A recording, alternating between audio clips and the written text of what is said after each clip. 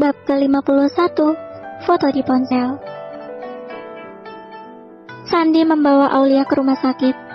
Panas di tubuh Aulia belum turun sampai malam hari. Akhirnya, terpaksa Aulia harus opnam karena ternyata keadaan kandungannya lemah dan juga mengalami demam tinggi. Sepertinya istri Sandi itu kecapean dan harus bed rest total. Untuk demam, mungkin karena Aulia suka menyalakan AC di kamar dan hanya memakai baju tidur tipis saat tidur.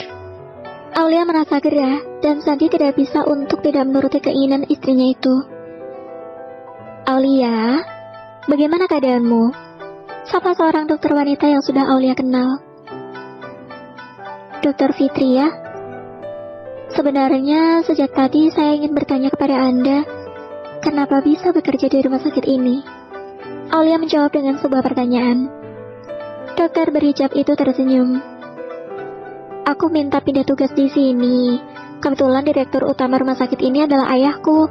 Jadi mungkin aku sedikit diistimewakan dengan diberi kemudahan untuk pindah-pindah tugas.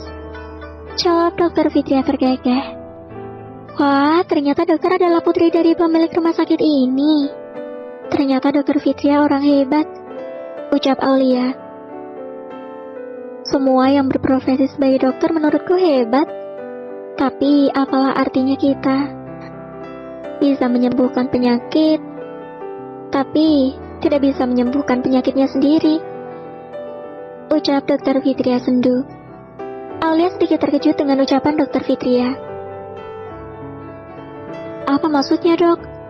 Apa dokter Fitria sedang sakit? Tanya Aulia penasaran. Tidak, aku tidak apa-apa, Aulia. Alhamdulillah kondisimu baik-baik saja. Demamnya juga sudah turun. Janin di perutmu juga sehat.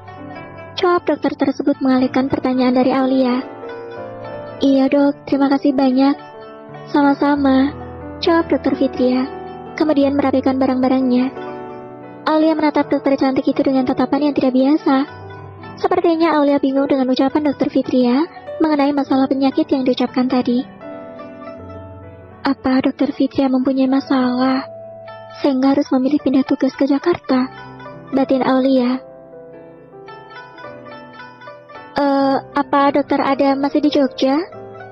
Pertanyaan Aulia membuat dokter cantik itu menghentikan kegiatannya. Iya, dokter Adam masih di Jogja. Baiklah Aulia, aku permisi dulu. Nanti kalau ada apa-apa bisa langsung menghubungiku. Assalamualaikum. Waalaikumsalam. Aulia hanya bisa memandang punggung dokter Fitria dengan tatapan sendu. Sesaat setelah dokter itu keluar, Sandi masuk bersama Nenek Sari. Tadi Sandi menjemput nenek di parkiran rumah sakit. Setelah nenek diantarkan oleh sopir pribadi ke rumah sakit. Bagaimana keadaanmu, nak? Tanya nenek sambil berjalan ke arah Aulia. Nenek Sari sekarang sudah bisa berjalan dengan lancar. Kondisi nenek sudah sangat sehat. Tapi sekarang sepertinya nenek Sari menjadi sedih setelah mendengar kabar dari Sandi yang mengatakan bahwa istrinya harus opnam di rumah sakit. Alhamdulillah kondisi Aulia sudah membaik, Nek. Jawab Aulia. Syukur alhamdulillah. Malam ini nenek akan menginap di sini. Nenek mau jaga Aulia. Tidak usah, Nek. Nanti nenek biar Sandi antar pulang. Tapi nenek pengen di sini, ucap nenek Sari mengelus lengan Aulia. Aulia baik-baik saja, Nek. Di sini tempatnya tidak enak. Nanti nenek tidak bisa tidur. Aulia meyakinkan nenek Sari. Akhirnya nenek memutuskan untuk pulang ke rumah dengan segala bujuk rayu dari Aulia. Setelah berbincang sebentar, nenek Sari diantarkan pulang ke rumah oleh Sandi. Sayang, aku mau mengantar nenek dulu ya. Kamu di sini sama Bu Inem, ucap Sandi mencium kening sang istri. Iya mas, hati-hati ya. Assalamualaikum. Waalaikumsalam. Sandi keluar dari dalam ruang rawat Aulia. Jam sudah menunjukkan pukul 10 malam. Aulia belum juga bisa memejamkan matanya. Sedangkan Bu Inem sudah molor sambil ngorok di sofa. Aulia tersenyum melihat tingkah Bu Inem yang mengorok kalau sedang tidur. Apa aku kalau tidur juga ngorok gitu ya? Gumam Aulia tertawa kecil. Karena memang biasanya kita tidak tahu pada saat posisi tidur apakah kita suka mengorok atau tidak. Kalau aku mengorok, seharusnya Mas Sandi sudah memberitahu kan?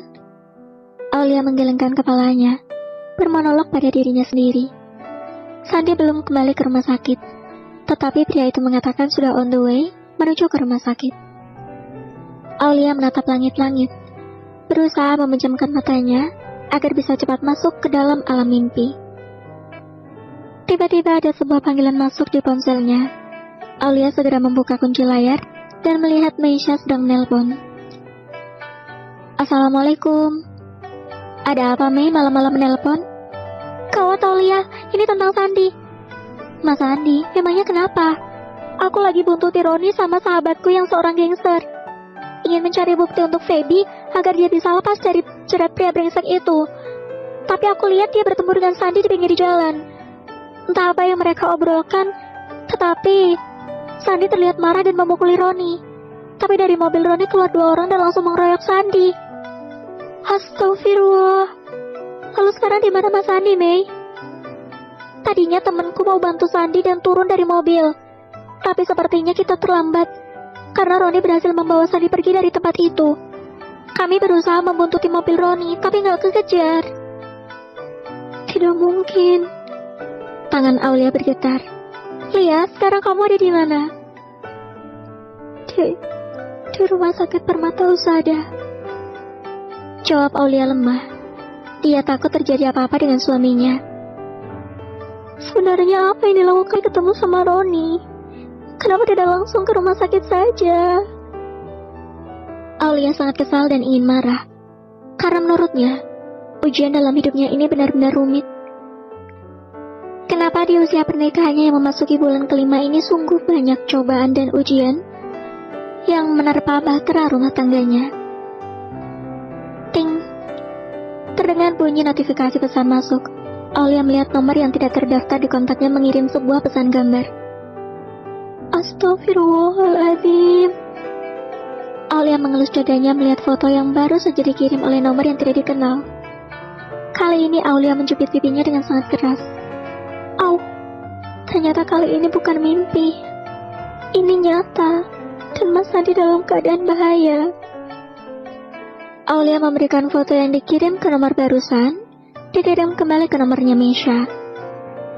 Aulia percaya bahwa Meisha adalah wanita yang baik dan bisa dipercaya. Mudah-mudahan Mas Sandi tidak apa-apa. Aku yakin ini semua perbuatan Roni. Apa yang sebenarnya Roni inginkan?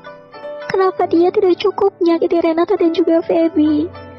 Lalu kenapa dia harus membawa Mas Sandi ke dalam masalahnya? Batin Aulia. Aulia melihat kembali gambar itu. Apakah mimpinya tadi siang adalah sebuah firasat untuk kejadian malam ini? Ya Allah, mohon lindungi rumah tangga kami dari segala macam gangguan dan cobaan yang menghiasi pernikahan kita. Semoga Engkau memberi kami kekuatan untuk bisa membela dari orang-orang yang berniat buruk pada kami. Amin. Bersama